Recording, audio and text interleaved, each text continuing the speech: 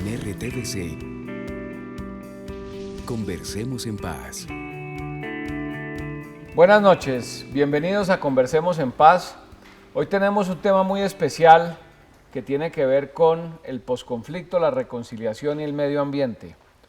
Es un tema que, digamos, desde el punto de vista de las políticas públicas, tiene un empuje en esta nueva etapa que vive Colombia. Nos acompañan Carlos Tapia, él es sociólogo, investigador del Instituto Humboldt.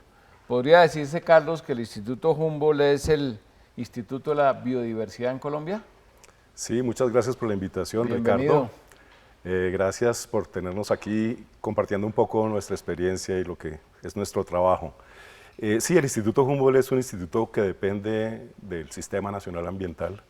Fue creado con la Ley 99 que crea al Ministerio de Ambiente y trabajamos por mandato, digamos, de la ley en la investigación de la biodiversidad del país. Ahora podemos hablar un poco más de lo que es esa biodiversidad que a veces a la gente la palabra la espanta, ¿no? Se dice popularmente que somos el país con mayor biodiversidad del planeta, ¿eso es cierto? Yo creo que sí, hay gente que nos pone en el segundo lugar porque aparentemente, según las estadísticas, los números a veces sirven para todo. Los brasileros, el Brasil es un país que tiene más especies, más formas de vida, digamos, pero tienen una superficie mucho más grande como país. Entonces decimos que somos el primero por unidad de superficie, o sea, por nuestro tamaño somos una potencia y yo creo que el primer país en biodiversidad del planeta. ¿Más que Costa Rica? Sí, claro. Costa Rica tiene una fama muy grande de pronto por influencia de la propaganda, pero Colombia sí somos el país de la complejidad, de la diversidad, y eso tiene sus implicaciones en el contexto actual y en lo que vamos a discutir. Magnífico, de eso vamos a hablar hoy. Nos acompaña también Diego García Bejarano. Diego García es exconcejal de Bogotá, actualmente coordinador de asuntos ambientales del Partido Verde. Bienvenido, Diego. Hola, Ricardo, ¿cómo estás? Hola, Carlos. ¿Qué Un tal, gusto estar aquí. Desde el punto de vista del trabajo tuyo en el partido y, en fin, en tu actividad profesional, ¿estamos en un momento, digamos, de quiebre hacia una mayor conciencia en temas ambientales? Yo creo que tenemos que seguir avanzando. No es la conciencia hoy suficiente para poder entender el tipo de país que habitamos. Yo creo que aún nos falta entender, creo que la investigación tendrá que arrojarnos esos datos que empiecen a enamorar a la gente acerca del país que tenemos, de la diversidad. Y sin duda una situación de posacuerdo, sin duda una situación de determinación posible de la guerra con uno de los grupos al margen de la ley, nos tendrá que habilitar los escenarios en el que podemos indagar qué hay. Hay lugares que yo me atrevería a decir que hoy no sabemos qué tipo de especies existen, entonces estamos frente a un escenario bonito, propicio, para seguir entendiendo nuestro país.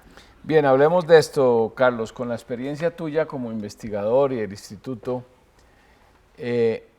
O empecemos antes, ¿el conflicto es un tema, digamos, el conflicto es depredador del medio ambiente? De pronto empecemos por lo siguiente: los que trabajamos en investigación sobre biodiversidad usualmente se nos asocia como con un grupo de naturalistas, biólogos, ecólogos, y en realidad la dimensión del tema de lo que es la vida en este planeta y en nuestro país en particular, pues también incluye aspectos sociales y políticos. Entonces, usualmente, convencionalmente, los que trabajan en biodiversidad, pues están haciendo estudio de las especies y los ecosistemas, las relaciones ecológicas, aparentemente se asocian con naturalistas, digamos, profesionales de las ciencias naturales, pero las ciencias sociales tienen mucho que decir ahí. Somos nosotros los seres humanos los que estamos permanentemente utilizando, transformando, construyendo territorios, construyendo modos de vida a partir del uso o de la conservación o el manejo de esa riqueza biológica que de alguna manera somos, ¿no? Yo creo que el mensaje fuerte ahí es: la biodiversidad no es algo por allá lejos que de pronto usamos o podríamos usar en el futuro. Somos resultado de esa diversidad que somos como país. Nuestra cultura se expresa de manera diversa porque hay diversos contextos ecológicos, diversas especies y muchas formas distintas de relacionamiento de nuestras comunidades rurales, indígenas, negras, campesinas o urbanas con la biodiversidad. El conflicto armado, propiamente dicho, es una expresión de los conflictos sociales. Claro. La expresión violenta, armada, que produce muertos, pero conflictos en nuestra relación con la naturaleza, con lo que llamamos naturaleza, en nuestras relaciones con otros y con los recursos naturales, también lo llaman algunos, con la biodiversidad, hay muchos. Sí. Son conflictos de uso, de competencia, de acceso, de distribución. Digamos que nos gusta pensar que nuestro trabajo no es el trabajo específicamente alrededor del objeto de la biodiversidad, sino de la relación que tenemos como sociedad frente a todo ese mundo y ese marco biofísico que nos hace posibles como sociedad. Entonces, el conflicto armado es una pieza más de ese engranaje un poco complejo. Y efectivamente, las expresiones violentas, armadas, que tienen empleo de armas, destrucción de vidas, de infraestructura, de contextos territoriales, pues son una expresión bastante importante que considerar en ese análisis de la relación de la gente con su entorno biofísico. Diego, uno de los aspectos, digamos, relevantes del posconflicto es temas como el turismo van a ser temas nuevos, digamos, de mucho impulso en el país.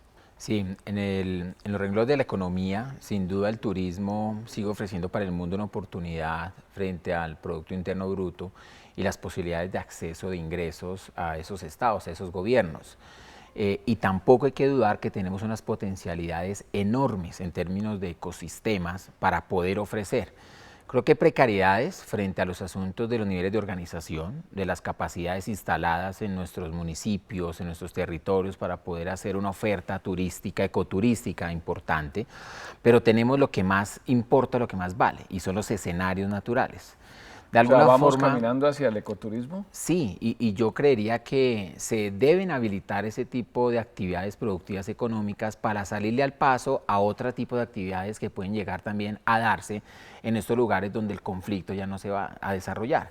Quiero decir que de alguna forma esta presencia que se ha tenido de diferentes grupos en algunos lugares del territorio pues ha limitado para que, por ejemplo, las explotaciones mineras a gran escala se desarrollen en estos lugares.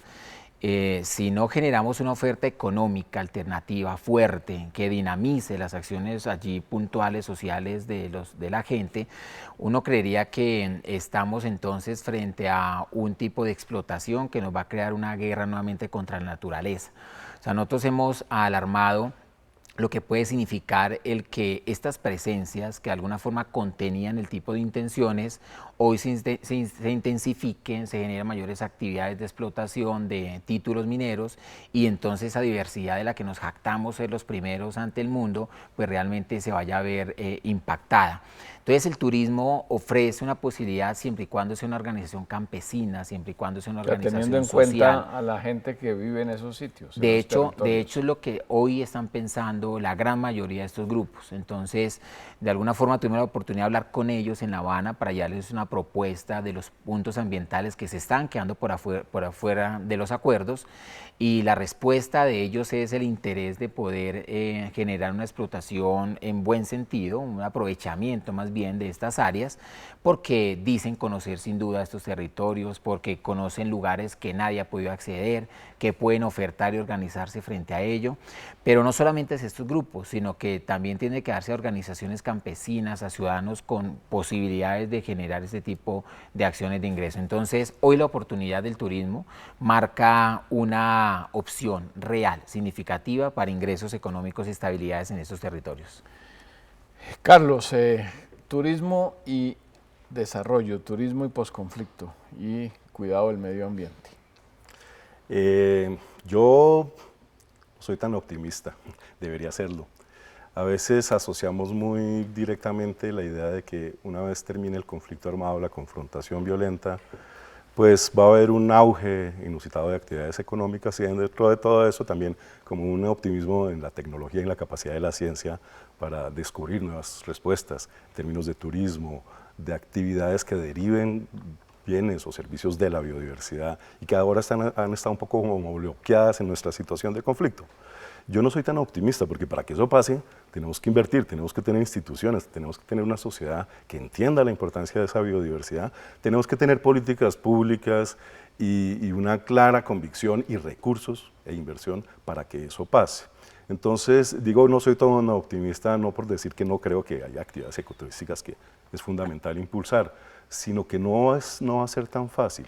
Nosotros estamos tratando de superar una economía de guerra, donde la ilegalidad, por ejemplo, produce recursos, la minería ilegal, la explotación Cultivos de ilícitos. los cultivos ilícitos y otro tipo de actividades ilegales como tráfico de fauna o forestería o Tala ilegal de aprovechamiento, bosques. tala ilegal de bosques, que digamos que en el marco del conflicto todas esas actividades ilegales han estado floreciendo y son económicamente muy fuertes. Esas no se vencen con buena voluntad y organizaciones pequeñitas que medio desarrollan aquí y allá cositas. Son importantes, hay que estimularlas, hay que saber que aquí hay gente trabajando, inventando creativamente formas de relacionarnos con la naturaleza y hacer economía, pero para que realmente pasen cambios sustanciales, pues yo creo que hace falta más. Ahí hay que quitar... ¿Qué más hace falta? Yo creo que hace falta, en términos muy generales, institucionalidad.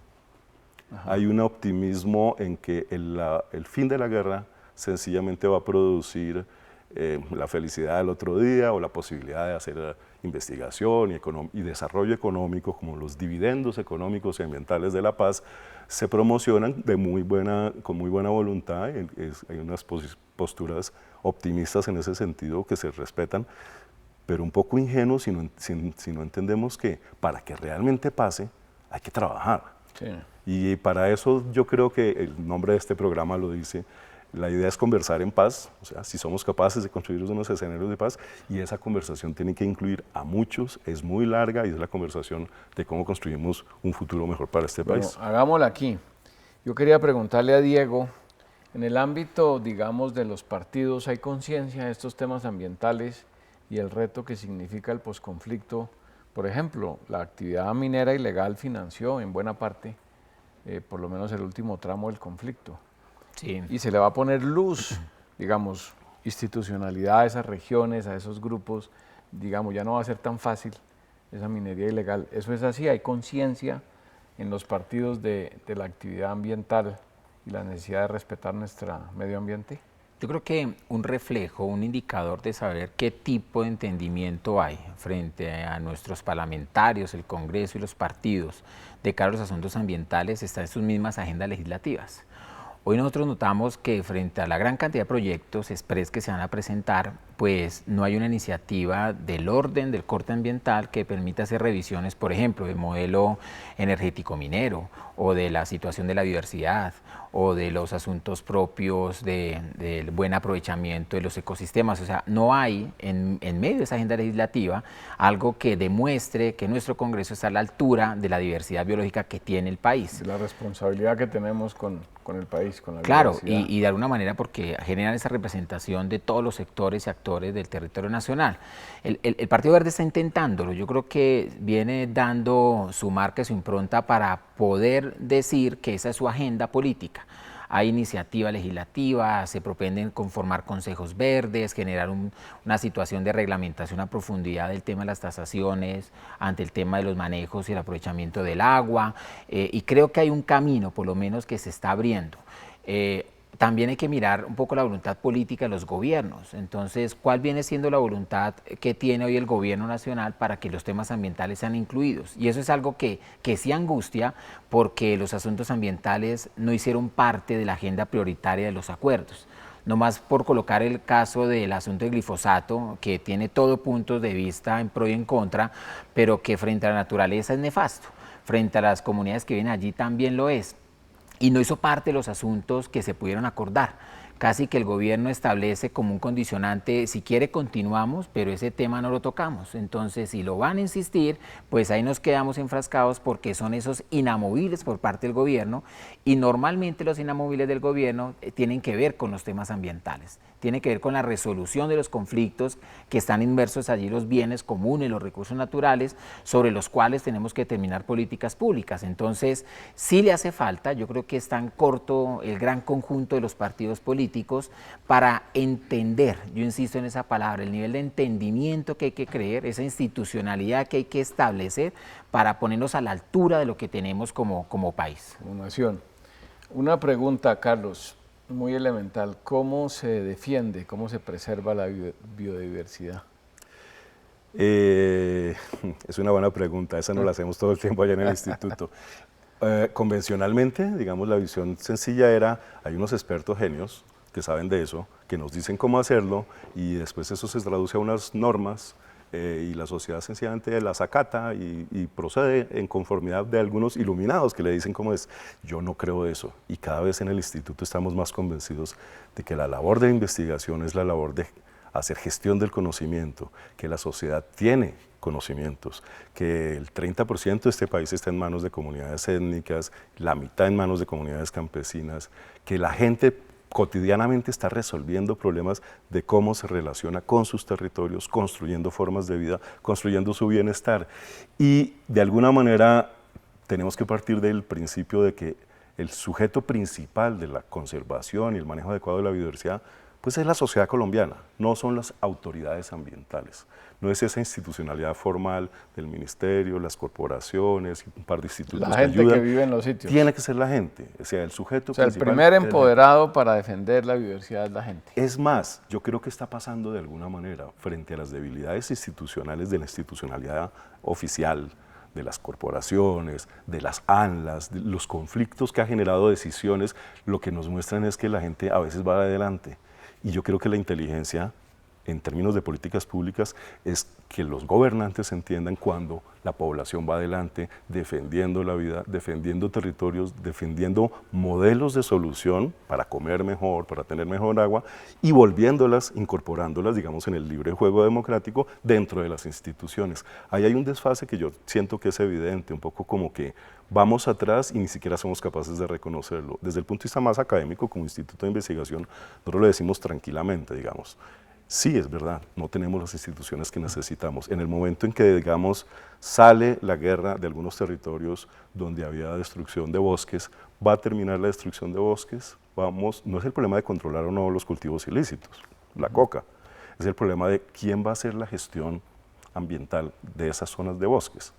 Comunidades, zonas de reserva campesina, comunidades negras, las corporaciones que donde están y no hay guerra son incapaces de controlar deforestación, ahí sí van a aparecer en esos territorios a resolver un problema que no han resuelto en otros lugares. Entonces sí hay preguntas muy fuertes. Yo en ese sentido llamo como a la oportunidad está abierta. Hace poco en el programa anterior de Conversaciones en Paz, yo tuve la oportunidad de verlo, me gustó mucho, unos líderes de la Red Pro de Paz, de los programas de desarrollo y paz que conozco del Instituto. Del Cauca, de Cundinamarca y de Santander.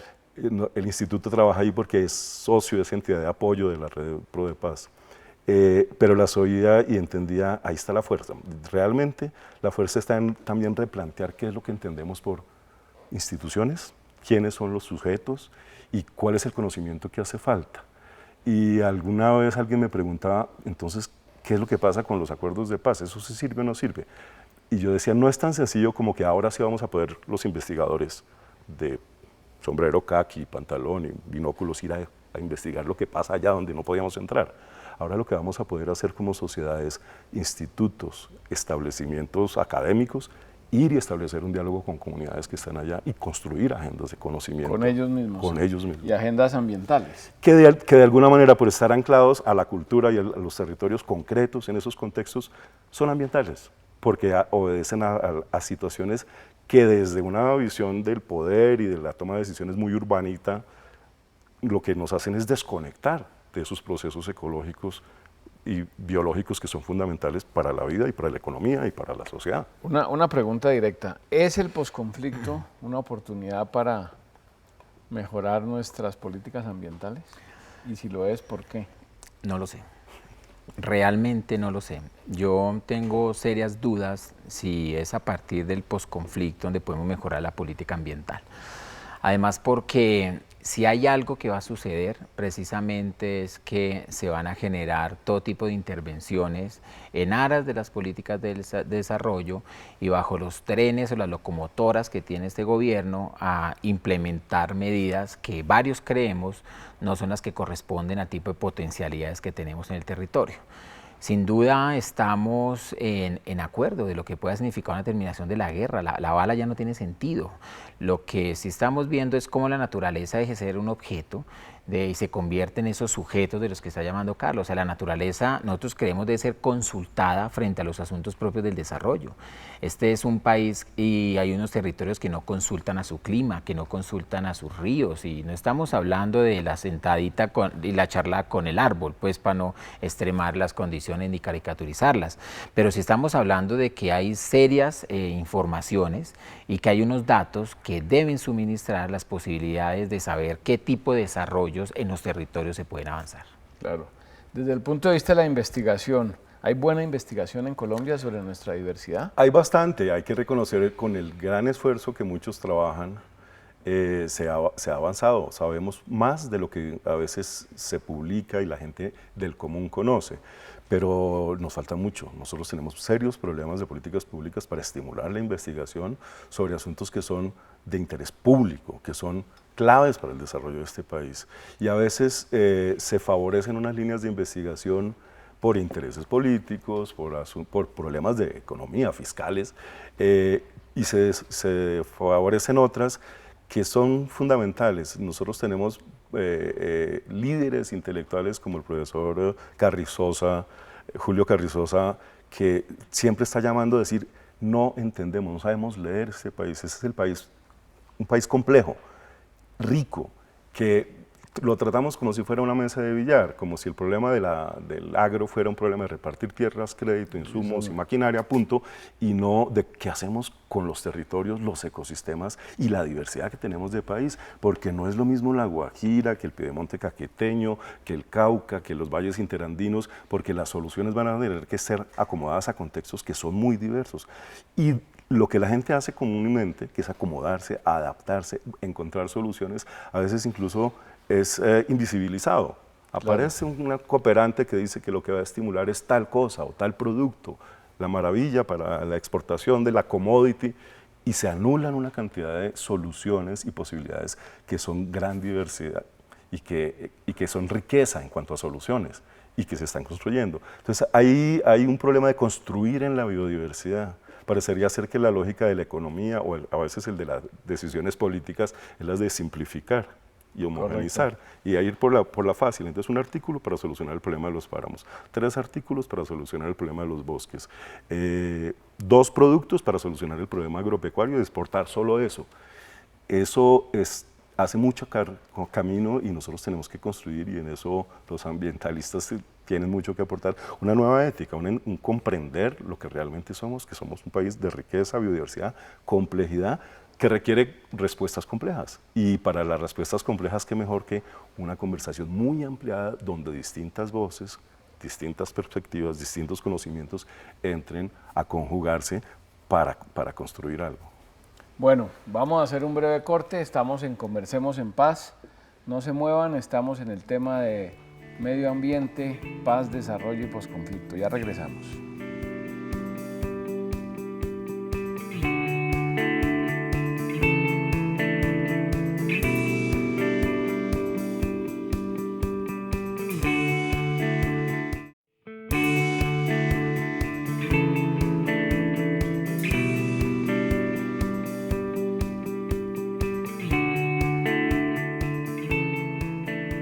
Continuamos en Conversemos en Paz. Esta noche estamos con el tema ambiental, el posconflicto, los acuerdos.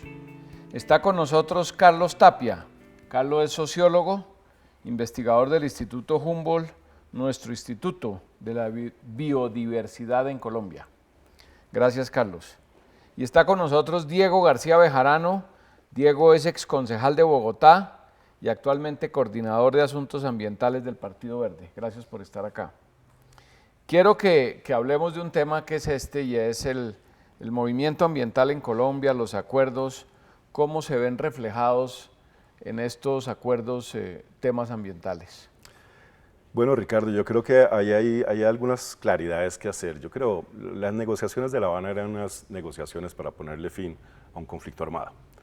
Digamos que estaban negociando los guerreros. Por un lado, la insurgencia en cabeza de las FARC, y por el otro lado los agentes del gobierno, negociadores del gobierno. Y la agenda está, yo creo que muy inteligentemente construida para lograr algún tipo de acuerdo en términos de ponerle fin a la guerra. Conflicto, sí. Y no podía incluir todos los temas. se llega a la conclusión de incluir los temas rurales y los temas de cultivos ilícitos y de víctimas porque son centrales, digamos, al espíritu mismo de los que están allí sentados, a la historia de las FARC y a la preocupación del gobierno, sin entrar a incluir otros temas. Yo creo que pedir que allá estuvieran otra cantidad de temas de la economía, del medio ambiente, etcétera, no era muy realista, era complicar la negociación. Lo que tenemos es un buen resultado y lo que empieza a aparecer ahora como voces que dicen no se incluyeron estos temas, ¿qué pasó con los temas étnicos? ¿Qué pasó con las mujeres? ¿Qué pasó con el medio ambiente? Es excelente también, porque un poco como decía algún día Gustavo Wilches Chaus, pues el modelo de desarrollo no se negoció en La Habana, hubo temas que no se negociaron allá, pero una vez se consagren los acuerdos y se ratifiquen, pues la sociedad sí tiene que negociar esos modelos y tiene que discutir esos temas. Claro. Eso le corresponde a la sociedad hacerlo. En temas ambientales, efectivamente, yo creo que el conjunto de los acuerdos tiene elementos muy interesantes que sobre todo fortalecen la capacidad de la gente de participar activamente en decisiones que afectan sus territorios, sus vidas, sus procesos de producción y su medio ambiente, aunque no se nombre explícitamente. Digamos, el aterrizar la posibilidad de un desarrollo rural mucho más cercano a las comunidades, con la voz de las comunidades, ya de alguna manera tiene, digamos, una dimensión ambiental profunda, porque son las comunidades las que de alguna manera son voz del agua, de los árboles, de los bosques, de la fauna, con la que ellos han convivido y con la que ellos construyen sus medios de vida. Digamos, como decía el geógrafo anarquista Elisée Reclus, pues los seres humanos somos como la naturaleza consciente de sí misma. Suena una cita así gorda aquí, pero sí es eso. Mucho de nuestras comunidades rurales, de nuestras comunidades étnicas, es la inteligencia de la naturaleza, es la memoria viva, consciente de por dónde es que hay que seguir trabajando esa relación con nuestro medio biofísico. Los acuerdos lo logran hasta cierto punto, abren el espacio. Aparecen otras voces, como por ejemplo el grupo de ambientalistas ad hoc que se conforma para ir a La Habana y decir, mire, oiga, pero hay unos puntos que no se trataron explícitamente. Bienvenidos, me parece excelente. Podemos no compartirlos todos. Hay posiciones animalistas, hay posiciones que enfatizan más el cambio climático y hacer economía baja en carbono. Hay muchos matices de esas posiciones, pero en ese crisol, en esa arcoíris de posibilidades, están poniendo temas que son fundamentales para que la sociedad los discuta y para que lo que llamamos posacuerdo o más allá de eso, construcción de un país en paz, pues se siente a conversar sobre esos temas. Diego, ¿hay un movimiento ambientalista en esta etapa que empezamos a vivir que, digamos, respalde esa agenda ambientalista que requiere Colombia? Hay un movimiento ambientalista desde hace décadas y que se ha podido reencontrar de cara a esta situación de los acuerdos que se están dando. Un momento importante, muy significativo que se dio en Guaduas hace cerca de 20 años, que eran las primeras propuestas que se hacían para un ambiente para la paz. Guaduas, Cundinamarca. Guaduas, Cundinamarca. Y en ese ambiente para la paz lo que se estaba proponiendo era cómo introducir y cómo insistir en hacer que la naturaleza haga parte de los ejercicios de la negociación. Además, no es una ocurrencia de los últimos meses, no termina siendo 11 propuestas que en un último afán intentemos porque creemos que quedaron por fuera del acuerdo, no, es una construcción, yo atrevería a decir que cerca de 3 décadas, insistiéndole al país, desde muchos ambientalistas y sectores, para que logre entender esa complejidad que llama Carrizosa de lo que somos como nación. Y si no hacemos esas insistencias... Estamos hablando de Julio Carrizosa. De Julio Carrizosa, del maestro Julio Carrizosa. Que tú también lo mencionaste. Que es el maestro que además escribe un libro importantísimo frente a esa Colombia compleja. Entonces, si no seguimos insistiendo en estos momentos de coyuntura, ¿para cuándo son los asuntos ambientales? O sea, ¿para cuándo es que ahora sí lo de la naturaleza vale la pena? Se nos quedan por fuera la elección del presidente, se nos quedan por fuera su reelección, se nos quedan por fuera entonces ahorita los acuerdos y siempre entonces tratados de quinta los asuntos que tienen que ver precisamente con nuestra posibilidad de buen vivir, con nuestra oportunidad de surgir como nación, si reconocemos que hay unas formas, por lo menos productivas, a partir de la diversidad biológica para surgir economías y dinámicas productivas en el territorio. Si nosotros no le hacemos afrenta a ese tipo de situaciones, pues una locomotora minera arrasa, otro tipo de iniciativa lo van a hacer. Por eso sí hay en eso una perseverancia frente a esos temas, o sea, logremos hacer que la naturaleza por fin en estos temas tenga la voz. Y de alguna forma lo que estamos diciendo es, venga, quedaron por fuera del acuerdo. En lógica de posacuerdo nosotros vamos a insistir a que estos temas se den, porque hoy me atrevo a decir, de las alarmas que se prenden después de la firma de estos acuerdos van a ser los conflictos territoriales asociados a los bienes comunes o asociados a los temas de los recursos naturales. Allí se va a acrecentar la situación de tensión. Allí los actores por los elementos en disputa es donde ya vemos manifestaciones en el Caquetá por las petroleras, es donde hay incertidumbre frente al tema del Putumayo y Nariño de aquí ahora qué va a pasar, porque no está llegando esa institucionalidad que no es propia del gobierno, que también son propias de muchos normas, actores y sujetos para poder crear la alternativa en estos lugares. Entonces, yo insistiría, porque no es una ocurrencia de último momento, porque no viene de solamente hace unos mesecitos, en que la naturaleza es hora de pararle bolas, es hora de ponerle atención a un país que sí es de alta diversidad biológica. Además, en un corazón de la diversidad biológica que es la región andina. Uno creería que la mayor diversidad biológica está en el Pacífico, en la Amazonia, en la Orinoquia. No, está en la andina. La región andina y esta Bogotá región de alguna forma es el corazón de esa diversidad biológica que para efectos de ser el país con mayor diversidad biológica seríamos la capital mundial de la biodiversidad, Bogotá región.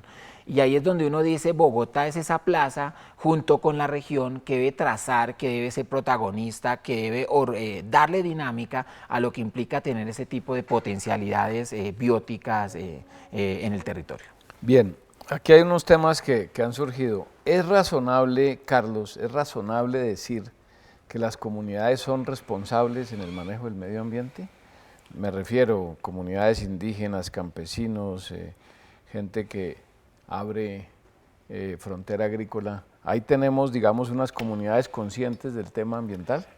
Allá venía la reflexión que estaba escuchando a Diego, y es la idea de que existe un ambientalismo. Efectivamente, históricamente ha habido, digamos, un movimiento ambiental que ha representado sobre todo esos espacios de debate, un trabajo de universitarios, intelectuales, líderes de organizaciones de base que se han reunido sistemáticamente desde hace más de 20 años en torno a otras iniciativas, tratando de darle voz a esas preocupaciones, tratando de ser voceros de, como dice Diego, la naturaleza y el país que realmente somos, pero no ha cuajado claramente como un movimiento, un partido. Incluso hay gente que no está de acuerdo en crear un partido verde en Colombia. No funcionó ni en los europeos ni en otros sitios. El partido verde ya está. Bueno, el partido verde se quedó y Diego sabe la historia. Coordinador se puso el nombre antes de ponerse la ideología verde.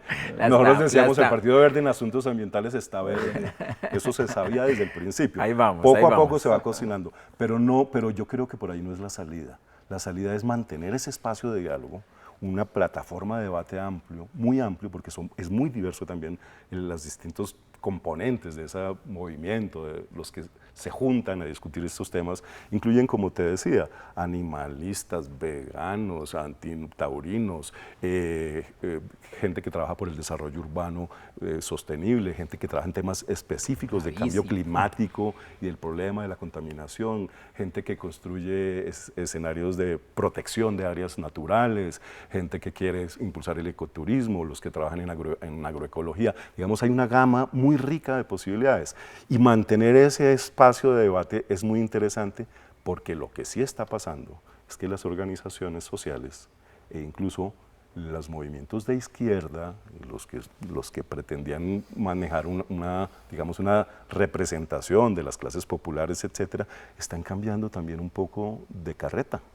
digámoslo seriamente. ¿Hacia dónde? Hacia unas posiciones más ambientalistas. A mí me sorprende posiciones de compañeros del Partido Comunista o de las organizaciones tradicionales de izquierda que ya están sentados discutiendo cuáles son las estrategias productivas, cómo vamos a hacer gestión de los páramos, cómo vamos a hacer manejo del territorio en términos de aguas, y no solamente porque, como se dice a veces coloquialmente, en las zonas tradicionalmente controladas por las FARC fueran autoridad ambiental también, con prohibiciones y reglamentos, etcétera, que se ha conocido en algunos ámbitos esta realidad, que está jalando algunas de estas organizaciones hacia posiciones cada vez más claras y conscientes de que el cambio climático no es un tema menor, claro, de que hacer política sin incluir las consideraciones ambientales más profundas, la lógica de los ecosistemas, pues puede llevarlos al fracaso. Nosotros hace poco, por ejemplo, como instituto y con la Fundación Foro Nacional por Colombia, generamos un documento que se llamaba Biodiversidad de Bienestar, un manual para los partidos políticos. Y era traducir del científico, del biodiversiñol, al cristiano. Es decir, mire, verdad que ustedes no tienen que tener una cosa súper especial ambiental, es que cualquier decisión que tome un partido político tiene una dimensión ambiental, solamente hay que saber articularla en la narrativa y en la plataforma de su ejercicio. El problema de la distribución de la tierra, el problema del acceso a los servicios públicos, el problema del ordenamiento territorial o del ordenamiento urbano, el problema de los modelos productivos, todos están atravesados por la manera como entendemos nuestro relacionamiento con los procesos de la vida, de la materia y de la energía, que son de alguna manera lo que nos convoca. Yo creo que en algunas organizaciones y en organizaciones de base, campesinas, eso está calando. Y es muy interesante, y de pronto los ambientalistas lo que están llamados es a alimentar ese debate para enriquecer y cualificar esos sujetos políticos que son nuevos, que son nuevas identidades y que están por fuera de lo que convencionalmente conocíamos. Ojalá los partidos liberal y conservador también tuvieran esa transformación, pero se transforma más la gente en su accionar cotidiano y en sus luchas por crear una zona de reserva, por consolidar una producción agropecuaria de alimentos, por cuidar una quebrada, que a la vez que son reivindicaciones sociales, digamos históricas, se van ambientalizando. Ese es el papel del ambientalismo, alimentar toda esa discusión y construir esas nuevas identidades, opciones creativas de hacer política, en el sentido bonito de la palabra, no en el de los partidos tradicionales que tenemos que sacudir desde otras esquinas, ¿no? Diego, ¿cuáles son esos ejes o esos grandes temas de la agenda ambiental colombiana hoy? Bueno, yo creo que hay una consigna frente al tema de la revisión del modelo minero energético. Hoy, sin duda, la mayoría de los conflictos territoriales ambientales están asociados a algún tipo de intenciones o actividades extractivas que se están dando. Mira el caso de Ibagué, la consulta que se va a presentar también en pocas semanas, y es precisamente porque no han generado las consultas necesarias para que haya unas autonomías territoriales de que decidan los propios habitantes si les parece o no que existan ese tipo de explotaciones.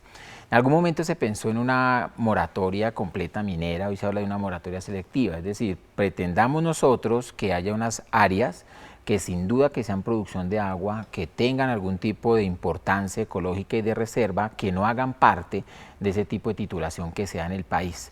Yo creo que la gente está atrasada en términos del activismo en función, la gran mayoría de veces, por eso. Otra, yo creo que en las ciudades se gestan también dinámicas propias del ambientalismo, sobre todo en los sectores populares. La lucha para el tema de la salud pública, el deterioro de la salud frente a los estados de sus cuerpos de agua cercanos, las disposiciones de las basuras, la generación de olores o de ruidos que afecten a la salud. Esto activa una cantidad de organizaciones, genera posibilidades de movimiento y hace que las ciudades sean un nicho también de la movilización y el activismo ambiental muy marcado en el país. Hoy nosotros nos calculan cerca de 50 conflictos ambientales asociados entonces a la disputa de los recursos naturales, que hay que ponerle atención, porque no podemos salir de una situación entonces de guerra a punta de bala para entrar ahora en una de disputa entre transnacionales, actores campesinos, indígenas, porque no tendría sentido entonces esa construcción de paz, ese conversemos de paz, claro, del que nos ha invitado a hacer. Veo que el movimiento también en términos nacionales ha podido tomar esta oportunidad, esta coyuntura para poder establecer 11 puntos que de alguna forma de manera rápida en torno a los temas de la institucionalidad y la ética, en torno frente a la investigación y la ciencia, frente a los asuntos propios del buen vivir. O sea, hay varios escenarios en los que creemos hay que seguir gestando una agenda posacuerdo ambiental que podrá nosotros 20 años de lucha, no lo sabemos, o podrá seguir esperando la ciudadanía las cuentas de cobro de la naturaleza, aún no lo sabemos, pero sabemos que hace mella. Creemos que hay posibilidades en actores políticos, que no es propio del verde, en eso estoy de acuerdo con Carlos, tiene que ser una agenda legislativa propia de muchos más partidos, no hacemos nada con que el verde sean los únicos que establezcan ese rol, y ahí sí hay una responsabilidad alta, es que cada quien asume su rol. Nosotros debemos entender que nuestro Humboldt es el que nos tiene que hacer la demostración de que hay una investigación, hay una ciencia que implica que sí somos un país de alta diversidad biológica, como partidos políticos que asuman entonces iniciativas normativas propias para acciones de defensa de la naturaleza. O sea, el asumir los roles es una de las tareas que también hace parte de la construcción de esos movimientos que se gestan a diario. Y tal vez complementando de Diego, en términos de investigación, los que hacen, de verdad, se dedican a conocer mejor este país, como el Instituto Humboldt, el Instituto de Investigaciones Ambientales del Pacífico, el CINCHI en la Amazonía, o todas las universidades académicas y centros, están para contarle al país esa riqueza y entregársela a los que tienen que hacer política con ella. Tuve aquí una invitada en este programa, una señora del Chocó, no recuerdo el nombre, que trabajaba en un instituto de investigación que hace investigación para empresas que van a producir o están produciendo productos biocosméticos, etcétera. Pero es una entidad de investigación y produce investigación a partir de la biodiversidad. Sí, ahí hay diferencias, ¿no? De todas maneras, algunos institutos como el Instituto Humboldt es un instituto que tiene una función pública. Claro. O sea, casi que nosotros hacemos la investigación para la protección y el manejo y el uso sostenible del patrimonio nacional. Claro. No es la investigación, digamos, de la bioprospección para un fin comercial de una empresa particular, que es legítimo que la hagan los que la tienen que hacer en el marco de las normas y las leyes que están establecidas para eso, que también son sujetas de debate. Pero el instituto y muchas universidades públicas y privadas y mucha gente que desarrolla investigación cada vez más es consciente de que lo que genera como información es una información que no se entrega, digamos, al poder, al gobierno, al instituto, al ministerio de turno, al sector X, sino se le tiene que entregar de manera abierta a la sociedad, que todas las organizaciones tengan acceso a ella, que los partidos políticos la usen y la vuelvan el soporte de sus decisiones y sus plataformas y sus iniciativas legislativas. La investigación que ha hecho el Instituto Humboldt sobre páramos, sobre humedales, etcétera, hay coyunturas diferentes que han llevado a que el instituto tenga la oportunidad de desarrollar investigación, como el fenómeno de la niña, coyunturas, a veces problemas como esos llamados desastres naturales, que han llevado a que desarrollemos unos esfuerzos de investigación muy fuertes, muy valiosos, pero que nosotros entendemos con una responsabilidad con el país, no con el que nos financió directamente, ni con el señor ministro de turno, reconociendo de todas maneras que nosotros dependemos del ministerio, sino con la sociedad. Es para la sociedad, claro. Es información e investigación abierta para que en el debate democrático abierto esa información esté ordenando y guiando y sirviendo de soporte para las distintas posturas que se tienen en el debate democrático. Se trata de eso. Bien, redondeemos el tema y retomemos lo del comienzo, Diego, y es el tema de los temas ambientales, el posconflicto, los temas ambientales y la paz. ¿Qué mensaje hay de fondo para este momento para los colombianos? Yo creo que es un momento relevante en nuestra historia para seguir insistiendo en entender nuestro país, la complejidad que tiene y la oportunidad en términos de la diversidad biológica que tenemos en todas las regiones.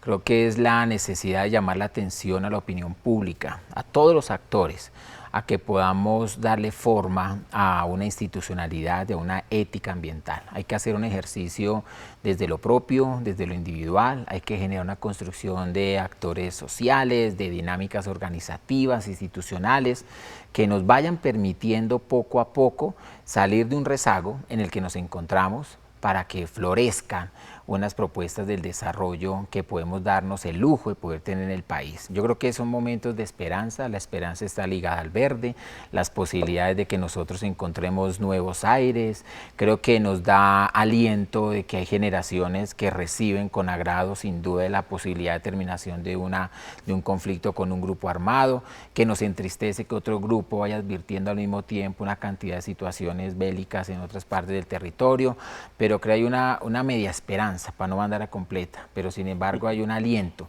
de poder decirnos que si reconocemos esas potencialidades, habrán oportunidades en muchos de los territorios, que lleguen las dinámicas a los campesinos, a los grupos étnicos, a condiciones de desfavorabilidad. Eso no puede seguir siendo un lugar con el 0.4 de la población dueña del 46% del territorio nacional. Creo que una desigualdad de esas proporciones no nos está permitiendo salida. Entonces, ojalá, confiamos, pues no hay de otra, creo que es un acto de fe el que se tiene que dar y de alguna manera insistir en que la naturaleza pueda llegar a ser ese motor del desarrollo para Colombia. ¿Qué dice Carlos? Yo comparto con Diego gran parte de lo que dice, casi todo, pero haría un llamado también a reconocer que se avanzó bastante en las negociaciones de este acuerdo. El solo hecho de empezar a decir que se tiene un enfoque territorial, que de lo que se trata es de una paz territorial, que hay que devolverle un poco la voz a quienes están allá en esos territorios que han estado en conflicto, y no solamente en esos territorios específicos donde estaba la guerra, sino pues en general las implicaciones que tiene para todo el país. Es una oportunidad única y realmente es esperanzadora. Es un poco la idea, yo lo decía hace unos días, conversar en medio de la guerra y del tableteo de ametralladoras y de matarnos no tiene ningún sentido. Y construir un país es una gran conversación y reconozco como muy inteligente el nombre de este programa y de este espacio. De lo que se trata es de que conversemos en paz, porque tenemos muchas cosas que conversar. Ojalá no estemos en guerra cuando tengamos que resolver problemas que tienen que ver con la alimentación, las condiciones de vida, el buen vivir y el agua. Lo mínimo que necesitamos para tener lo que algunas comunidades y organizaciones populares llaman la vida digna o el buen vivir. Ese es el proyecto. Cuando uno pregunta en este momento qué pasa con un país que tiene 8 millones de víctimas, esas víctimas, ¿qué quieren?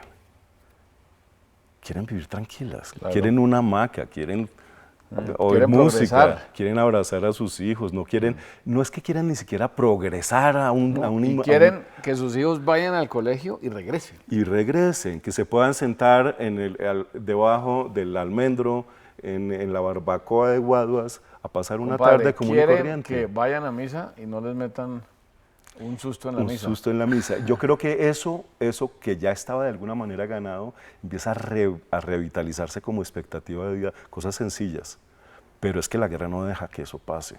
Entonces, en ese espacio más sencillo de gente humilde y tranquila, que no tiene que aspirar a ser el ricachón, el embambao, y el que se va en limusina a ningún lado, porque hay gente que lo único que quiere hacer es tener su atarraya y su canoa, que son aspiraciones legítimas, reales, ancladas a la cultura y a los valores de un pueblo que es así. Todos queremos un poco de eso. Todos queremos un poco de eso y eso nos da un espacio para conversar.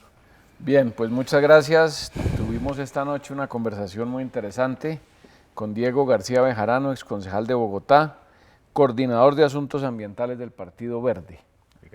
Gracias, Diego. ¿Cuántos años tiene el Partido Verde en Colombia?